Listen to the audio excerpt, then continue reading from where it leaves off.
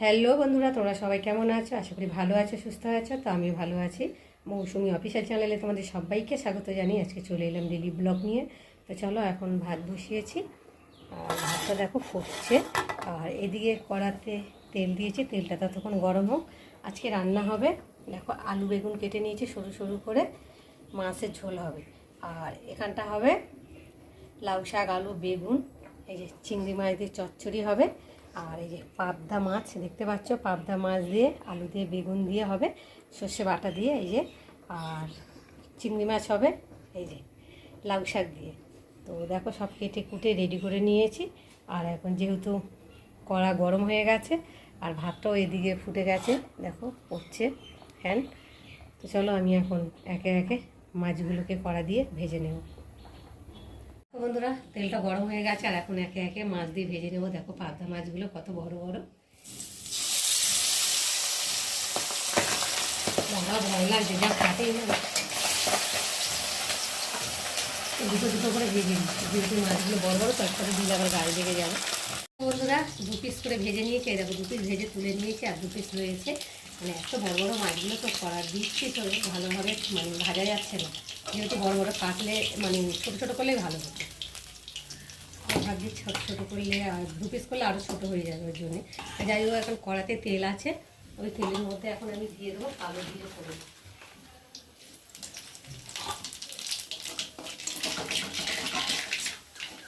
কালো জিরেটা ভাজা ভাজা হয়ে যাচ্ছে আর এখন কেটে রাখা আলুগুলোকে আর কাঁচা লঙ্কা একসাথে দিয়ে দেবো।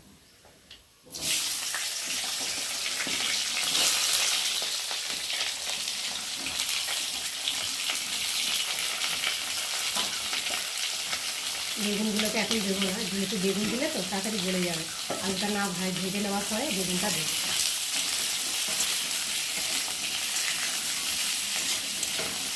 আলুগুলোকে ভেজে দিই।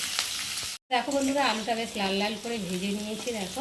আর এখন আমি এর মধ্যে দিয়ে দেবো পরিমাণ মতো নুন,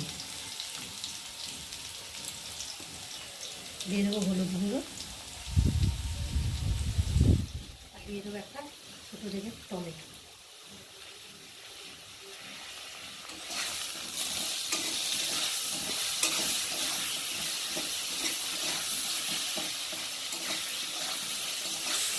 এবার দিয়ে দেবো কেটে রাখা বেগুনগুলো।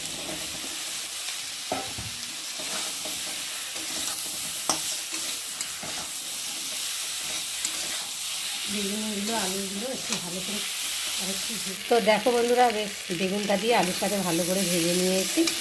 দেখো সুন্দরভাবে ভাজা ভাজা হয়ে গেছে। আর এখন আমি এবার দিয়ে দেবো সর্ষেটা।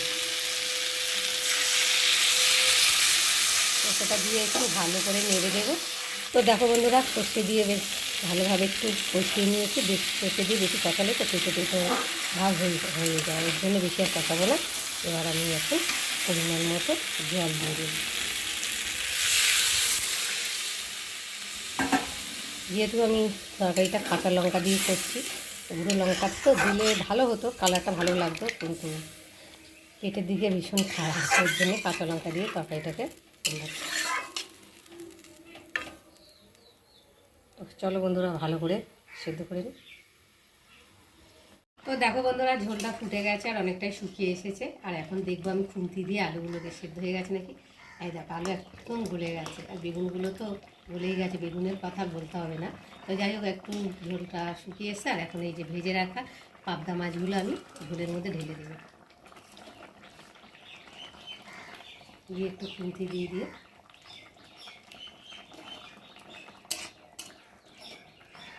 ঝোলের মধ্যে ডুবিয়ে দিলাম, দিয়ে আর এখন উপর দিয়ে ধনে পাতা কুচি ছড়িয়ে দেবো,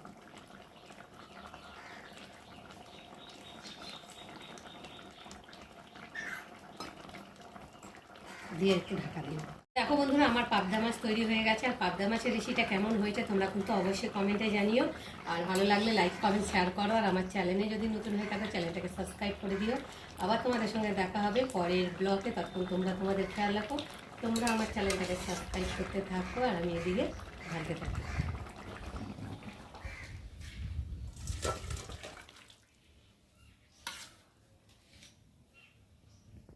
দুপুরের কাজ বাজ সেরে চান টান করে ঠাকুর পুজো দিয়ে আর এখন খেতে বসেছি, ভাবলে তোমাদের সঙ্গে শেয়ার করি। এখানটা রয়েছে ভাত, আর এই যে পাবদা মাছের আলু বেগুন রেসিপি তোমাদের সাথে শেয়ার করেছি, কেমন হয়েছে অবশ্যই কিন্তু কমেন্টে জানিও। আর এখানটা রয়েছে আলু বেগুন চিংড়ি মাছ আর লাউ শাক দিয়ে একটা চচ্চড়ি, আর সাথে রয়েছে পেঁয়াজি। চলো এখন পেঁয়াজিটা খেয়ে দেখি কেমন হয়েছে না, সেই